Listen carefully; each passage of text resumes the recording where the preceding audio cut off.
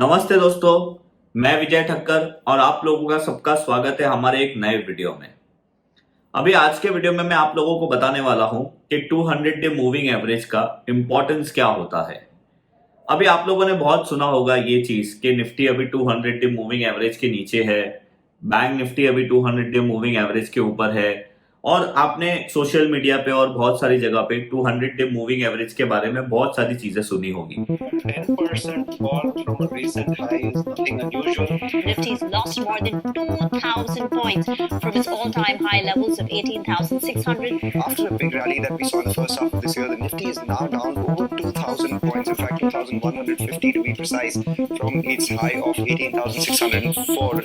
Panic selling across the world, and India is no exception. तो आज के video में मैं आप लोगों के साथ डिस्कस करने वाला हूं कि 200 डे मूविंग एवरेज का इंपॉर्टेंस क्या होता है और आप चार्ट में उसका यूज कैसे कर सकते हो अपने एक अच्छे ट्रेड के लिए। अब देखिए, पहले तो आप लोगों को यह समझना पड़ेगा कि 200 डे मूविंग एवरेज होता क्या है। तो देखो, 200 डे मूविंग एवरेज जो है ना, वो पिछले 200 दिन की प्राइस का एक एवरेज होता है जो हमारे चार्ट में एक लाइन की तरीके से रिप्रेजेंट होता है। अभी आप 200 डे मूविंग एवरेज का ज्यादा इंपॉर्टेंस इसलिए भी है बिकॉज अगर आप मार्केट देखोगे तो नॉर्मली हमारे साल में 365 डेज होते हैं और 365 डेज में से मार्केट सिर्फ 200 या 220 डेज को वर्किंग होता है। मतलब हम बोल सकते हैं कि वर्किंग डे ऑफ मार्केट जो ट्रेडिंग डे होते हैं वो 200 से लेके 220 दिन होते हैं। तो आप अगर ऐसे देखो तो ऑलमोस्ट 40 वीक्स की जो ये एवरेज होती है, जिसको हम लोग 200 डे मूविंग एवरेज बोलते हैं, ये हमारे लिए इतनी इंपॉर्टेंट क्यों होती है चार्ट में। अभी आप सोचिए, अगर कोई स्टॉक अपने प्राइस मतलब 200 दिन के प्राइस एवरेज के ऊपर ट्रेड कर रहा है तो वो एक हिसाब से बुलिश स्टॉक होता है। मतलब आप बोल सकते हो कि उसके अंदर बायर स्ट्रांग है। और अगर कोई स्टॉक अपने पिछले एक साल के प्राइस एवरेज के नीचे ट्रेड कर रहा है, 200 दिन के प्राइस एवरेज के नीचे, तो इसका मतलब है कि ये स्टॉक अभी वीक है। और अगर समझो ऐसे स्टॉक में कोई ब्रेकडाउन वगैरह आ गया तो आप इसको शॉर्ट करते हो तो आप लोगों की राइट जाने की प्रोबेबिलिटी ज्यादा हो जाती है। तो मैंने अपने एक्सपीरियंस से है ना कुछ मैंने सीखा है जो मैं आज आप लोगों के साथ सिखाऊंगा। दूसरी और सबसे इंपॉर्टेंट चीज ये है कि आप लोगों को किसी भी स्टॉक का अगर आप लोगों को ट्रेंड समझना है ना, तो आप उसके अंदर 200 डे मूविंग एवरेज लगा लीजिए। आप लोगों को उसका एक रफ ट्रेंड पता चल जाएगा। रफ क्या, आप लोगों को पूरा इसका क्लियर ट्रेंड पता चल जाएगा। अगर कोई स्टॉक 200 डे मूविंग एवरेज के पास ऊपर नीचे हो रहा है, इसका मतलब ये है कि ये स्टॉक एक साइडवेज स्टॉक है। अगर कोई stock continuously 200 day moving average के है और अच्छे अच्छे हाइज बनाते जा रहा है तो इसका मतलब ये है कि ये स्टॉक एक अप ट्रेंड में है। और अगर कोई stock continuously 200 day moving average के नीचे ट्रेड कर रहा है और कंटिन्यूसली नीचे ही जा रहा है तो इसका मतलब ये है कि ये स्टॉक अभी आप बोल सकते हो कि डाउन ट्रेंड में चल रहा है। तो ये भी आप लोगों को इससे 200 डे मूविंग एवरेज की हेल्प से आप लोगों को किसी भी स्टॉक का एक अच्छा ट्रेंड पता चल जाता है। अभी देखो, एक ट्रेडर को सबसे ज्यादा इंपॉर्टेंट होता है ट्रेंड का ही पता लगाना। अभी आपको ट्रेंड पता चल गया तो उसके बाद एक अच्छा ट्रेड आप ले सकते हो। और दूसरा और सबसे तीसरा और सबसे इंपॉर्टेंट पॉइंट ये है कि अगर कोई स्टॉक 200 डे मूविंग एवरेज के ऊपर है और उसमें ब्रेकआउट आता है तो हाई प्रोबेबिलिटी है कि आपका जो ट्रेड है वो राइट जाएगा। और अगर कोई स्टॉक 200 डे मूविंग एवरेज के नीचे है और ब्रेकडाउन आता है तो हाई प्रोबेबिलिटी है कि आपका जो शॉर्ट ट्रेड है वो राइट जाएगा। तो अभी आज के वीडियो में मैं आप लोगों को है ना थोड़े बहुत एग्जांपल बता देता हूं। जैसे अभी आप लोग मेरे स्क्रीन पे जो देख रहे हो ये निफ्टी का चार्ट है, ये स्पॉट मैंने चार्ट लगाया है। अभी बहुत सारे लोग क्या करते हैं, देखो जैसे यहाँ पे आप लोगों को बता दूं, जैसे निफ्टी ने 200 डे मूविंग एवरेज यहाँ पे ब्रेक कर दिया था ना, वैसे बहुत सारे लोगों ने शॉर्ट करना शुरू कर दिया होगा मार्केट को।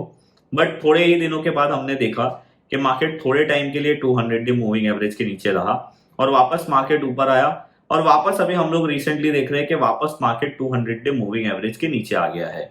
यहाँ पे जो ब्लू लाइन है that is representing 200 day moving average. तो अभी ऐसे सिचुएशन में हम लोगों को क्या करना चाहिए। तो देखो, पहले तो मैंने आप लोगों को यही बताया था कि 200 डे मूविंग एवरेज के पास अगर कोई भी स्टॉक ट्रेड करता है तो आप बोल सकते हो कि वो स्टॉक या फिर वो इंडेक्स एक साइडवेज टेरिटरी में जा रहा है। तो यहाँ पे भी वही चीज हो रही है। अभी आप लोगों को क्या करना चाहिए, अगर समझो कोई स्टॉक या कोई index 200 day moving average break करता है, वो तो एक इंपॉर्टेंट चीज है। यहाँ पे आप लोगों को पता चल जाता है कि भाई ये इंडेक्स वीक हो रहा है, बट आप लोगों को ब्लाइंडली शॉर्ट नहीं करना चाहिए। अगर कोई सपोर्ट वहां पे बन रहा था 200 डे मूविंग एवरेज के नीचे और अगर मार्केट उसके नीचे क्लोज देता है, तब जाके आप एक ब्रेकडाउन वाला ट्रेड ले सकते हो, तब जब आप जाके मार्केट को शॉर्ट कर सकते हो। अदरवाइज जब तक ये मार्केट 200 डे मूविंग एवरेज के नीचे जा रहा है, उसका साइन सिर्फ एक ही होता है कि भाई मार्केट अभी वीक है या फिर मार्केट अभी साइडवेज मोड में जाना शुरू कर देगा। तो अभी मैं आप लोगों को एक एग्जांपल दिखाता हूं कि हम लोगों को 200 डे मूविंग एवरेज को ब्रेकआउट या ब्रेकडाउन के लिए कैसे यूज करना चाहिए। देखो, अभी मैं यहाँ पे जो आप लोगों के साथ एग्जांपल शेयर कर रहा हूं ना, ये मतलब ऑलमोस्ट 2-3 साल पुराना एग्जांपल है। आप यहाँ पे देखो कि निफ्टी ने यहाँ पे 200 डे मूविंग एवरेज को ब्रेक कर दिया था। अभी हम यहाँ पे ब्लाइंडली शॉर्ट करते तो अलग बात है, बट ऐसे ब्लाइंडली शॉर्ट नहीं करना चाहिए। यहाँ पे आप लोगों का एक ट्रेड सेटअप होना चाहिए। तो देखो, यहाँ पे एक सपोर्ट था निफ्टी को, जो बहुत टाइम पहले से हमारे लिए एज अ सपोर्ट काम कर रहा था। और अभी आप लोगों को क्या देखना चाहिए एज अ ट्रेडर, कि समझो भाई अगर कोई भी स्टॉक या कोई भी index 200 day moving average break करता है, तो आप लोगों को सबसे पहले अलर्ट होना चाहिए कि भाई इसमें अभी हमें बाय ट्रेड नहीं करना है जब तक ये 200 डे मूविंग एवरेज के ऊपर नहीं जाता है। तो ये हमारे लिए हो जाता है ऑरेंज सिग्नल। जैसे सिग्नल पे कैसे ग्रीन, रेड और ऑरेंज होता है, तो वैसे ही यहाँ पे ये हमारे लिए एक ऑरेंज सिग्नल हो जाता है कि हमें यहाँ पे बाय नहीं करना है। अब आपके लिए इसमें रेड सिग्नल कब होगा, जब ये अपना सपोर्ट लेवल ब्रेक करता है 200 डे मूविंग एवरेज के नीचे। तो यहाँ पे देखो, निफ्टी में बहुत क्लियर एग्जांपल है। निफ्टी को यहाँ पे सपोर्ट था ये वाला, जो निफ्टी ने रिसेंटली मतलब 200 डे मूविंग एवरेज ब्रेक करने के बाद यहाँ पे ब्रेक कर दिया। और आप देख सकते हो कि यहाँ पे इसने 200 डे मूविंग एवरेज ब्रेक किया था, that was the first signal कि लॉन्ग नहीं करना है मार्केट में। और यहाँ पे उसने 200 डे मूविंग एवरेज के ब्रेक करने के बाद एक बहुत इंपॉर्टेंट सपोर्ट लेवल को भी ब्रेक कर दिया। यहाँ पे आप लोगों को कंफर्म हो जाता है कि भाई अभी मार्केट एक शॉर्ट बन सकता है। मैं थोड़े टाइम के लिए वॉल्यूम हाइड कर देता हूँ और आप लोग यहाँ पे क्लियरली देख सकते हो कि हमने अगर यहाँ पे 10,640 में ब्रेक मतलब जब शॉर्ट किया होता, तो हमें बहुत ही एक अच्छी मतलब रैली मिल जाती नीचे की साइड में। अब ये बात अलग है कि ये एग्जाम्पल हो गए हैं। अभी मैं आप लोगों को फिलहाल वाला जो लेटेस्ट एग्जाम्पल है ना, वो आप लोगों को बता देता हूँ, तो हम लोगों को एक आइडिया आ जाएगी। अब देखो, सेम सिचुएशन यहाँ पे भी हुई। अभी 200 डे मूविंग एवरेज को ब्रेक करने के बाद मतलब यहाँ पे, अब देखो उसका उल्टा वाला मैं आप लोगों को बाय वाला भी बता देता हूँ। अभी जैसे यहाँ पे हम लोग ने देखा, यही वाले एग्जाम्पल में हम लोग ने देखा था कि 200 डे मूविंग एवरेज ब्रेक करने के बाद यहाँ पे निफ्टी ने अपने इंपॉर्टेंट सपोर्ट को ब्रेक कर दिया और हमें इतना बड़ा शॉर्ट ट्रेड मिला। वैसे ही जैसे अगर ये 200 डे मूविंग एवरेज के ऊपर आ गया, तो यहाँ पे हम लोगों को ब्लाइंडली बाय नहीं करना था। अगेन यहाँ पे भी हम लोगों को ब्लाइंडली बाय नहीं करना था। हम लोगों को वेट करना था कोई 200 डे मूविंग एवरेज के ऊपर एक बड़े रेजिस्टेंस को ब्रेक करने के लिए। और मार्केट ने यहाँ पे आप देख सकते हो कि अपने 200 डे मूविंग एवरेज के बाद ऊपर आने के बाद मार्केट ने यहाँ पे ये बड़ा ब्रेकआउट भी ब्रेक किया और उसके बाद आप देख रहे हो कि हमें इतनी बड़ी रैली मार्केट में देखने मिली। अभी ये मैंने आप लोगों को जो चीज समझाई ना, ये जनरली मैं पर्सनल भी यूज करता हूँ। अगर कोई ब्रेकआउट 200 डे मूविंग एवरेज के ऊपर आ रहा है, बहुत बड़ा ब्रेकआउट, तो मैं उसमें ट्रेड लेने की कोशिश करता हूँ और रिजल्ट अच्छा ही आता है। और अगर 200 day moving average down side में ब्रेक हो जाता है और फिर कोई इंपॉर्टेंट सपोर्ट ब्रेक होता है उसके नीचे, तो मैं शॉर्ट करता हूं, तो और अच्छी प्रोबेबिलिटी बन जाती है राइट जाने की। अब यहाँ पे रिसेंटली क्या हुआ कि 200 डे मूविंग एवरेज तो ब्रेक हो गया, बट कोई ऐसा इंपॉर्टेंट सपोर्ट नहीं था कि जो निफ्टी ब्रेक करे और हम लोगों को अच्छा ट्रेड मिले। अब रिसेंटली अब देखो, यहाँ पे एक इंपॉर्टेंट सपोर्ट था। अगर ये वाला सपोर्ट, अभी जब ये मैं वीडियो रिकॉर्ड कर रहा हूँ ना, दैट इज 17 मई 2022। अब जब अगर ये वाला सपोर्ट यहाँ पे निफ्टी ब्रेक कर देता ना, तो मैं निफ्टी को शॉर्ट करता और there is a high probability कि फिर मुझे शायद 14,000 तक की निफ्टी देखने मिलती। बट एज ऑफ नाउ ये हुआ नहीं है। आज मार्केट ने एक अच्छी रैली ले ली, तो अभी यहाँ पे ये सपोर्ट मार्केट ले रहा है। अभी मेरे लिए ये क्या है कि भाई अगर ये निफ्टी ऊपर आता है तो क्या प्रोबेबिलिटी है वापस से अपने 200 डे मूविंग एवरेज के ऊपर आएगा। बट जब तक ये 200 डे मूविंग एवरेज के ऊपर आने के बाद सस्टेन नहीं करता है और वहां पे एक अच्छा बड़ा ब्रेकआउट नहीं होता है पिछले रेजिस्टेंस से, तब तक ये चीज मेरे लिए बाय नहीं बनेगी। तो ये मैंने आप लोगों को बता दिया कि 200 डे मूविंग एवरेज को आप लोगों को कैसे सपोर्ट और रेजिस्टेंस के बेस पे ब्रेकआउट और ब्रेकडाउन वाले ट्रेड लेने चाहिए। दूसरा सबसे इंपॉर्टेंट रोल है 200 डे मूविंग एवरेज का, कि आप इसको एज अ सपोर्ट और एज अ रेजिस्टेंस यूज कर सकते हो। अभी आप लोगों को मैं जो चार्ट दिखा रहा हूं ना, ये मिंदा कॉर्पोरेशन का चार्ट है। अभी देखो यहाँ पे जो मैंने आप लोगों को फर्स्ट एग्जांपल बताया उसके हिसाब से 200 डे मूविंग एवरेज के ऊपर यहाँ पे ये स्टॉक आ गया था, ठीक है। बट इसने 200 डे मूविंग एवरेज के ऊपर आ गया था, इसीलिए मैंने ये स्टॉक को बाय नहीं किया है।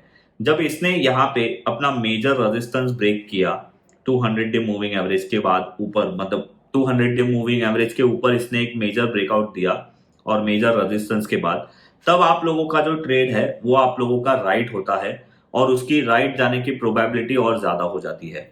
तो ये तो मैंने आप लोगों को जो एग्जांपल था इसीलिए मैंने बता दिया। बट जो मैं आप लोगों को मोस्ट इंपॉर्टेंट कि इसका दूसरा यूज आप लोगों को कैसा करना चाहिए वो मैं आप लोगों को बताने के लिए ये वीडियो, मतलब ये एग्जांपल में लेके आया था। वो ये है कि जैसे 200 डे मूविंग एवरेज के पास अगर कोई स्टॉक आता है ना, तो that will work as a support. अभी देखो यहाँ पे ये स्टॉक ने बहुत टाइम पहले ब्रेकआउट दे दिया था, अब अगेन अगेन ये 200 डे मूविंग एवरेज के पास आ रहा है, तो ये स्ट्रॉन्ग सपोर्ट की तरीके से काम करता है। तो आप लोगों को एक अच्छा बाउंस बैक यहाँ पे देखने मिल सकता है, जो रिसेंटली अभी हमने मिंदा कॉप में देखा भी।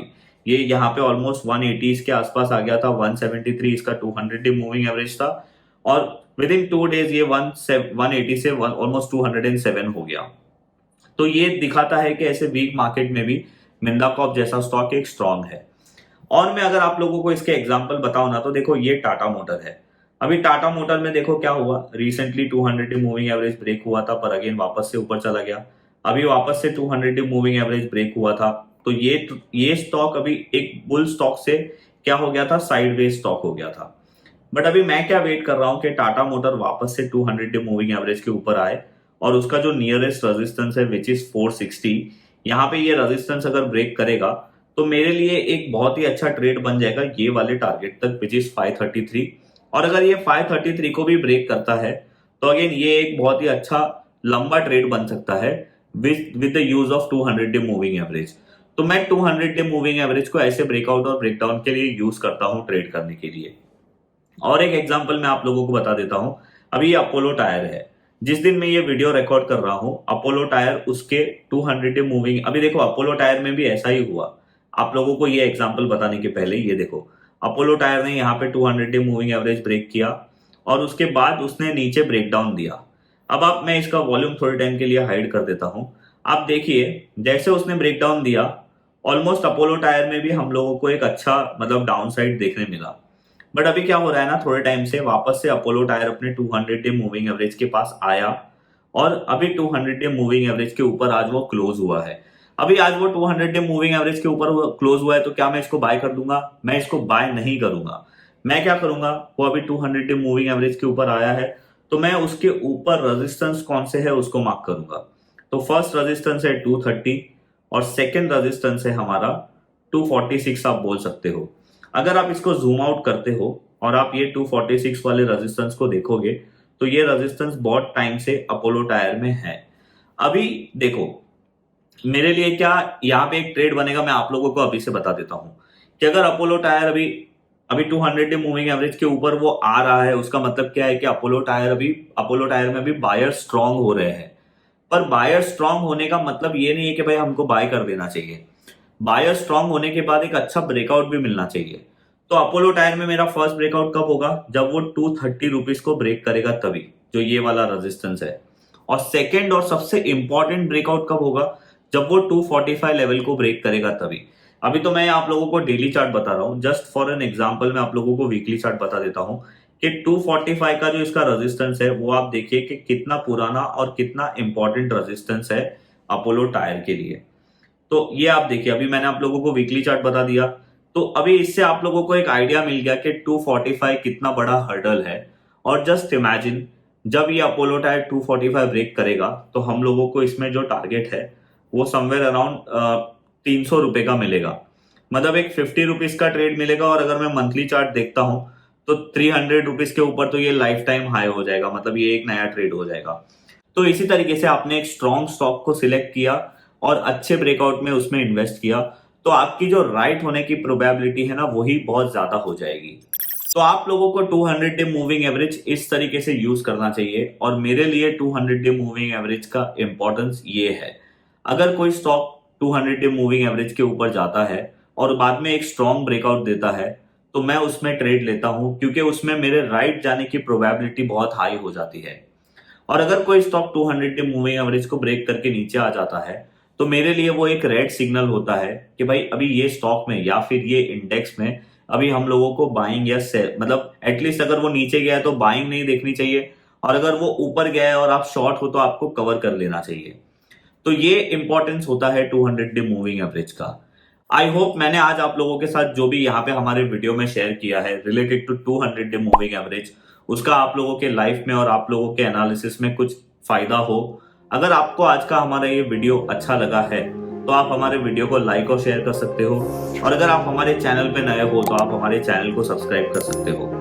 मैं आप लोगों से मिलूंगा कोई ऐसे ही नए वीडियो में, तब तक के लिए बाय बाय।